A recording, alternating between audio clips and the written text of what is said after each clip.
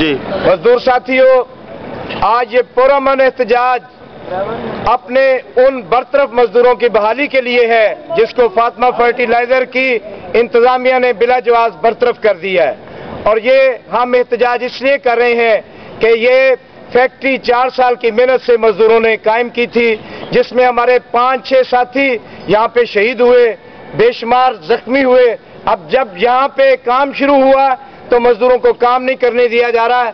ہم چاہتے ہیں کہ یہ فیکٹری چلتی رہے، یہ پہیہ چلے تاکہ لوگوں کو روزگار ملے، غریبوں کو ان کا حق ملے۔ آج کا احتجاج اسی سلسلے میں ہے۔ ہم نے کوئی یہاں پہ کسی قسم کا وہ رویہ اختیار نہیں کیا جس کی وجہ سے فیکٹری بند ہو۔ ہمارا احتجاج پرامن ہے، ہماری جدوجہد پرامن ہے۔